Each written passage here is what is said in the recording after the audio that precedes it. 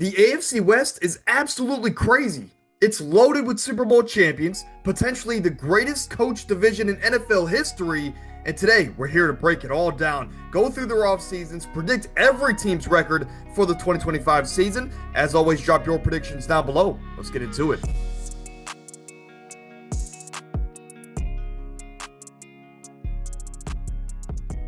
We'll start in the Sin City with the Las Vegas Raiders as Pete Carroll has taken over as the head coach of this organization. This is a team that went out, and the first thing that Pete Carroll did was take away Chip Kelly from the national champion Ohio State Buckeyes to run his offense. They then went together to sign Alex Cappa, a Triple Crown winner from last year. You traded for Geno Smith, a guy that Pete Carroll has chemistry with before. And then after that, you went into the NFL draft. You drafted one of the greatest collegiate running backs of all time in Ashton Jeanty and Jack Beck to run as a slot receiver. It's clear to me how Pete Carroll has built this football team and how he wants to build this football team. Run the football, protect the football, and play great defense. Does that remind you of any great early 2010s team? The Legion of Boom. So I think it's pretty clear the vision that Pete Carroll has for this roster. Outside of losing some veterans like Nate Hobbs and Trayvon Mulrig in the secondary, you didn't really lose much. So this is a team that I think has dramatically improved this offseason, and I think they're going to have a pretty good year. But here's the key. If this team wants to succeed this year and shock a lot of people like I think they will, they need to play like the LA Chargers of last year, where they had questions on offense, but still a lot of talent. They had a good running game, or at least we projected that. They had a good front seven on defense, but a questionable secondary. That exact description fits the Las Vegas Raiders of this year. So if they can come into this year, and with Pete Carroll's defensive guru mindset, if he can kind of mask and hide the inexperience and the lack of talent in the secondary, I think that this front seven can carry this defense, and they will, again, shock a lot of people as far as the win-loss department. Again, they're going to protect the football, play great, run the football at a high level, and that's just always been a recipe for success at the NFL level.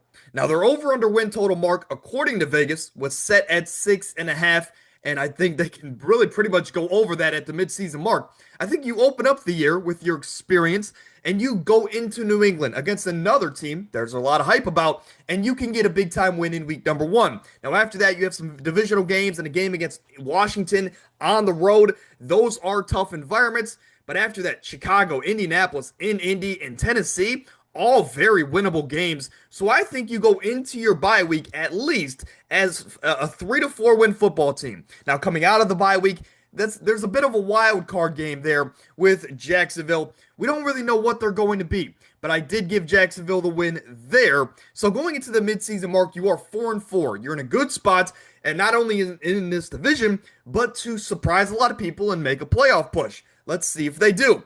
I think you go into Denver, tough divisional matchup, and you lose that one. But then you go into the last 2 months of the season, and this schedule is brutal. From week 13 on, you have a tough environment and divisional matchup going into LA to play the Chargers. But then after that, you have Denver, Philadelphia in Philly, Houston in Houston, and then you play the Giants week 17. All of these teams have great defenses from week 14 to 17. And I just think that you're going to struggle in this stretch. I gave you the win against the Giants, but ultimately you're playing a lot of tough environments in the last 2 months of the season. So I think you go 8-9, still well above your Vegas mark. And this is a team, again, you have a love or hate relationship with this team, and I tend to be on the side of loving this team. Now, despite losing in the Super Bowl last year, the Chiefs are still the team to beat in the AFC, and I have no reason to believe otherwise. They've been to 7 straight AFC title games. They've won 5 of them, and oh, by the way, 3 Super Bowls along the way. I do want to say those Super Bowl losses have been ugly. However, if you're not confident and sold on the idea that this juggernaut is still the team to beat in the AFC, are you that confident that the Bills and or the Chiefs, or by the way, the Bengals, can actually win consistent big-time playoff games? I'm not so sure. And one of those teams are going to have to go through Arrowhead along the way. Again, not so sure those teams can do it consistently, though they have the quarterback play. This is the team that did lose Joe Thuney this offseason, which is a big loss, but they have been so good at retooling and rebuilding this roster in this dominant dynasty level run. and I love their draft. They brought in Josh Simmons, who brings flexibility on that offensive line. You bring in Ashton Gelati, who reminds me of George Karlaftis, probably why they drafted him, and Jalen Royals, wide receiver, to add to this high-powered group as if they needed help.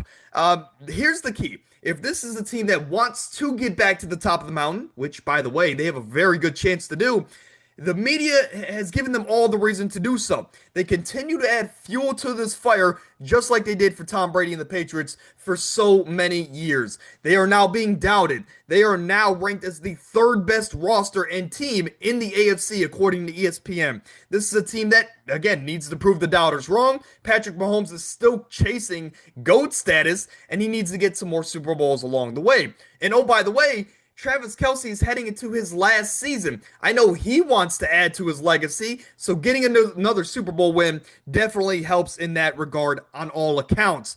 But this is a team that last year, when they had a set motive like they do this year of getting back to the top of the mountain, they went 15-2. Let's not forget that they have the talent and they have the best player in the freaking world. The Kansas City Chiefs, I have no doubt, are going to be great this season, but they have a very tough division ahead of them, so let's look at their schedule. Now, surprise, surprise, the Chiefs have the most primetime games this year, so there's going to come a lot of tough big-time matchups. Again, they were 15-2 in these matchups last year, so I think they are built for it. Let's just say that. They open up the year in Brazil, and I don't care who wins that game, but I will say I'm hoping for health across the board because last year, of course, Jordan Love on a late second injury, missed some time due to an injury there on the Brazil field. So hopefully they're built and ready to go for these NFL players, and no injuries are accounted for.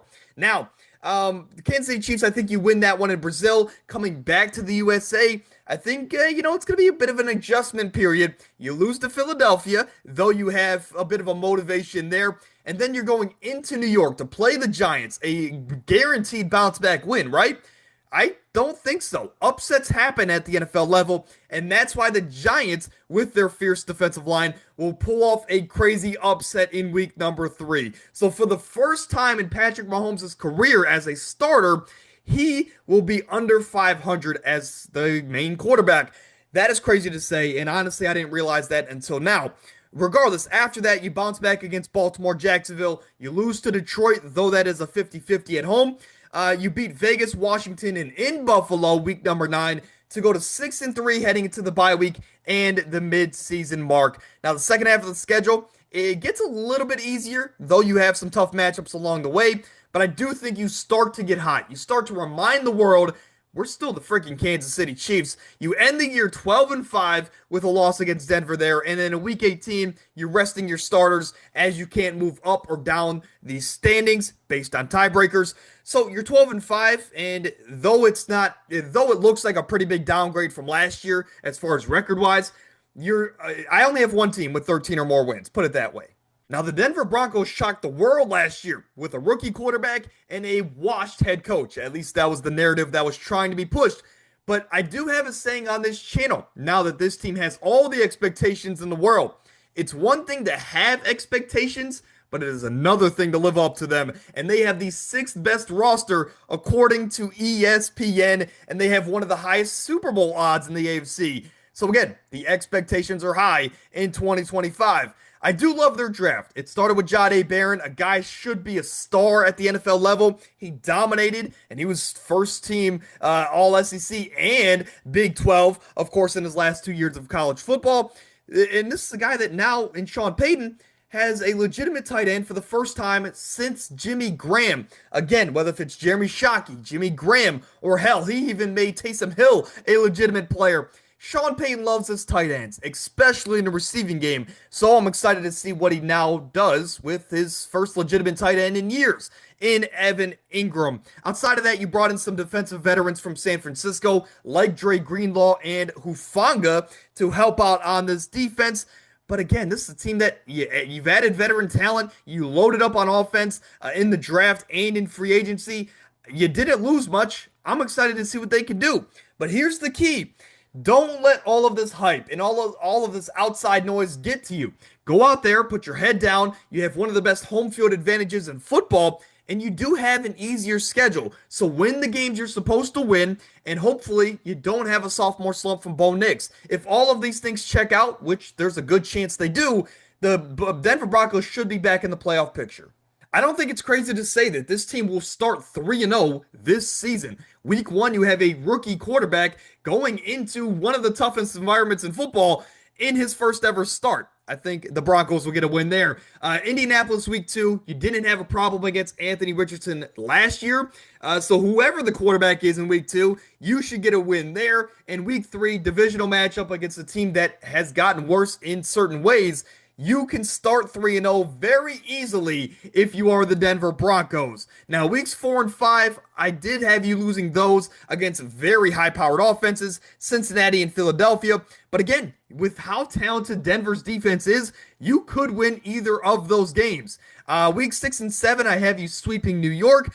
And finally, in weeks 8 and 9, I have you splitting in Texas, right? I do have you losing to Dallas and beating Houston. However you want to split those games up, I have you splitting in Texas yet again. So at the midseason mark, you are 6 and 3, and you have 2 pivotal home games, divisional games, going into your bye week. You need to win these games to not only put yourself in a great spot in the division, but if you can win these games, you're in a great spot as far as putting yourself in the number 1 seed in the AFC when the season is wrapped up. And I think you get these big time wins. Beating Vegas, beating Kansas City in week number 11, you are now 8 and 3 heading into the last 2 months of the NFL season. But when you look at these last 2 months, it's treacherous. You're going into Washington, into Vegas, Green Bay, who plays their best football this time of year. You have Jacksonville, who's a wild card. And then you have Kansas City in week 17, as if that stretch isn't hard enough. And of course, you finish off with the Chargers there in 18. I think you're a bit of an up and down team here in the last 2 months of the year. Losing some of these games on the road, Green Bay at home, which is going to hurt. But again, I love Jordan Love. And week 17 in Kansas City, you go into that one with potentially the division on the line. However, I think you lose that game. Kansas City in Arrowhead is a very tough team to beat.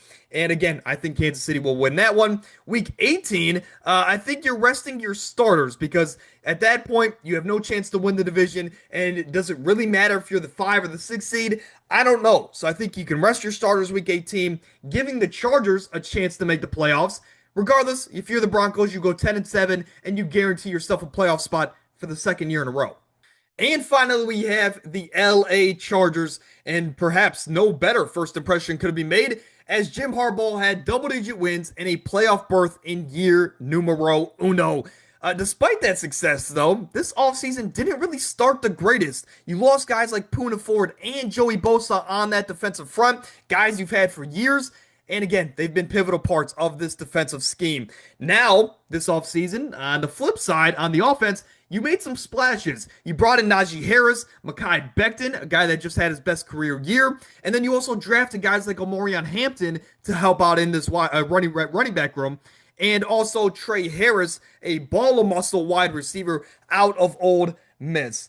So this is a team that had a bit of an identity shift this offseason. They went from a bit of a more of a team last year where you had offensive questions, but you could rely on this defense. Now this year, it's kind of the complete opposite, as you also potentially lost a guy like Asante Samuel in a secondary that already wasn't the most talented outside of Derwin James. So this year, this is the key. Is this defense going to be able to hold up throughout the year, especially in the secondary as you've lost even more talent?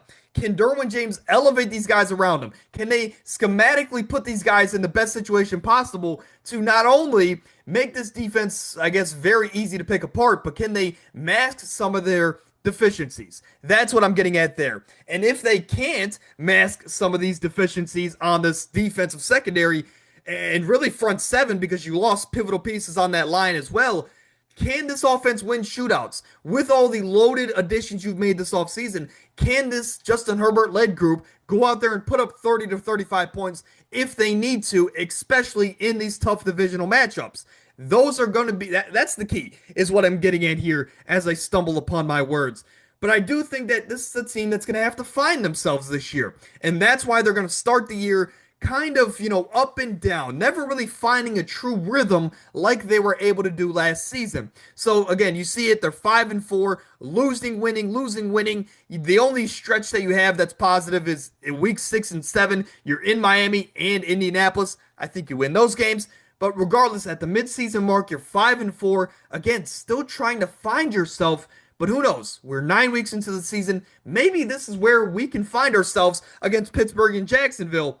But I think it's a lot of the same. Again, a win and a loss. You're 6-5 going into the bye week. Now, when you look at the last 2 weeks of the season, it's relatively tough, man. You have Las Vegas, tough divisional matchup. Philadelphia, the reigning Super Bowl champions. And if that wasn't tough enough, you play the runner-ups from last year in Arrowhead in back-to-back weeks. Then after that, you're in Dallas, you have Houston, and then you're in Denver to close the year.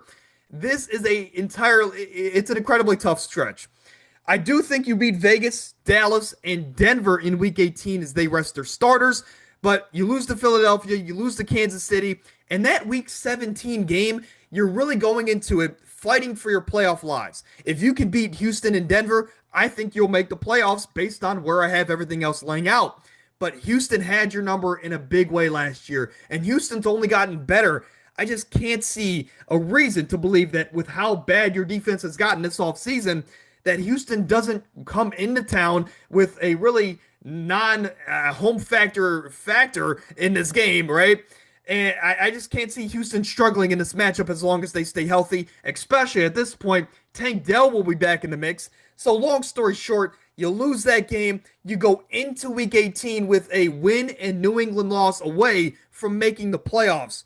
I just don't think New England loses. So you do your part, you win, but New England also does theirs. So here's the tail of the tape. The Chiefs at 12-5. Again, they are tied for the second best record in the league.